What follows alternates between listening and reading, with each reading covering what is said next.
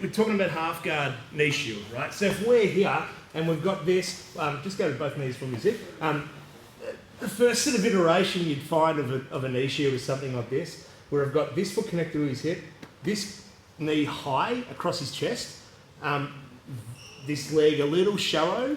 It's shallow so that if need be, I can drag that foot out and come and re-guard if I need to. But it's just deep enough that I can hook with my bottom foot on the inside of his foot as well. Now, the other thing I want to do is I want to be a little bit more side on here. If I'm less side on here, there's a chance that he can crush my knee down and start to pass my guard, right? There are some things I can do by going down.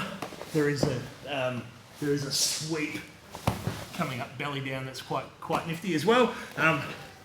But generally speaking, if I'm in a knee shield half guard, I'm somewhere here. Now the thing I'm trying to prevent is him getting a crossface on me and crushing me down, right? I don't want that. So I'm gonna have my hands here ready to block there. I don't want to be reaching out too far because there's a chance that he can pummel his arms in and get underneath and do different things, right? So I want him to kind of find me, and if I use my frames, then I use them strategically where I can connect to him, and then if I'm fully extended, I've got these meaningful grips here on his wrist and his collar. But I start here. What I want to do is I want to connect my hand to here because I want to go for an underhook on this side with this hand. If I just go for this underhook here, he's going to see that coming and he's going to close the gap with his elbow, yeah? But I'm going to use this knee as a bit of space to create a space for that underhook so I can come up high and go ear to chest here, right? Now, if he does the wrong thing, which he's doing at the moment, he hasn't got the whizzer, so at the moment if we come up, see he hasn't, that would be the right thing to do. But if he's doing the wrong thing, what I'm going to do is I'm going to shrug my shoulder that direction, that's the slow-mo version of it, right? What I'm trying to do is lose that arm. So we're going to shrug, right, to lose that arm, to go back control. Now the issue I've got here is if I come up to try to scramble to get that leg in, the other hook inside, there's a lot of things that can go wrong. He's going to turn with me and it's a little bit out of control. So what I'm going to do, connect, drop his shoulder to the mat in this direction, still can't get that hook. I sit back, hook inside, back control. Same thing again, here, underhook, there. He gets the whizzer this time. Yep, just come, stay down on both knees for now for me, Ziggy. Yep. We'll deal with that problem in a minute. What I want to do is go both feet to the inside. Here, I'm up and talking, but my ear should be connected to his chest. But just so you can see, and I can be well heard, I'm going to keep my head away. I'll go feet from the outside to the inside. This foot drags his foot back to make it a bit light. And now I'm going to suck this knee out, which would usually bring him up to his knees and we come into what we call a dogfight position here. Now, if he's not up on that foot, if he's down on both knees like this at the moment, I'm going to go for the double. The issue is, if I reach for it, I take away my post, which means he can crush me down and start the knee slice. What I do instead is I stay heavy, stay connected, and I'm going to go head to the knee, which you can see his weight now being shifted. If I take away this post, it's hard for him to push back into me, grab the knee, push and pop, pass his guard, come up to the side control and mount, whatever the opportunity, right? Dogfight again. Let's just speed this up. I've got the underhook, you've got that one. We're kind of laced around here. He stands up on this foot. Now, I could just roll in the opposite direction. I could feel him push me in this direction and I just roll and we roll, and that would work actually a lot of the time. But the more technical thing to do would be use my hook, which is connected to his leg, to pull while I grab the back of his hamstring, top of his thigh, go underneath him a little bit, hips and shoulders to the mat, and now this leg is pulling, right, to roll,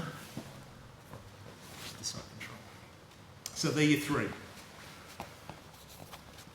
Knee shield to underhook. If he doesn't do the whizzer, we get back control, which is awesome. The path of least resistance, right? If they don't do the whizzer, then I've got access to their back. That's really easy, especially if I'm smaller than my partner. Back control is really, really good where the disadvantages of being smaller than your partner start to disappear because we're not very good at doing things behind our back. So having someone's back's a really, really good offensive position.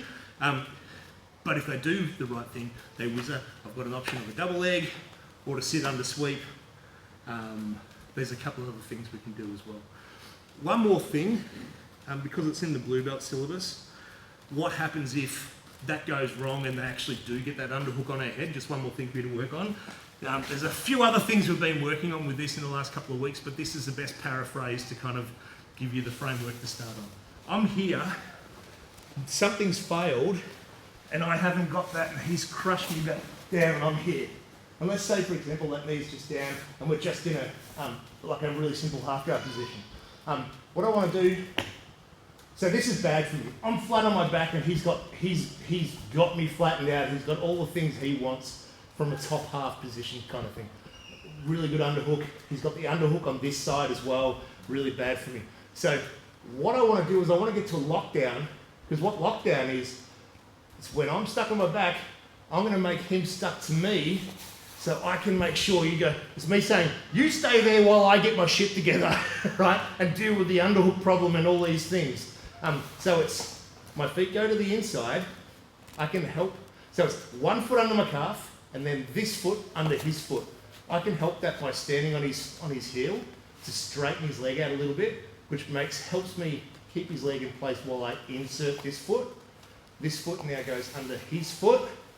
And if I really want to extend things out, I go to his toes with that foot, really high with this foot, and I really stretch him out, and there's a calf slicer there. It's really uncomfortable for him. I'm not going to do it. So the idea is, the more he tries to push against my half guard this direction, the tighter that should get. Okay? Now, I need my underhooks back to be able to do stuff, because I'm still a little flat. He's stuck to me, but I'm stuck on the ground. I'm going to push on his head and bring my knees to my chest a little bit, which brings him off, allows me to get my elbow in to underhook. Now, if I get stuck here again, that's okay, but now I've got two underhooks. Now, I don't want to go armpit, I want to go a little higher. But sometimes I can't go there straight away. I've got to bring my knees to my chest to bring him just off me enough to be able to move him side to side. Especially if there's a size differential. I can't just throw him off in one go a lot of the time. Sometimes I've got to go a little left, sometimes a little right. But what I'm doing is I'm grabbing in the bicep, because if I grab here under the armpit, he just brings his elbows down and he can pummel that in. Yeah, that's right. So I go arms in the biceps, knees to my chest, and push him off to the side. This arm's going to pummel in behind his ear. This hand's going to keep his elbow on the inside of my neck. Palm to palm, not this way. This way's more powerful. Elbow down to my rib cage, which turns his spine in this direction. Now, I'm going to roll that way, but I can't roll anywhere at the moment. I've got to go underneath him. So I go feet, hips, feet, hips, feet, hips. His leg, I let go.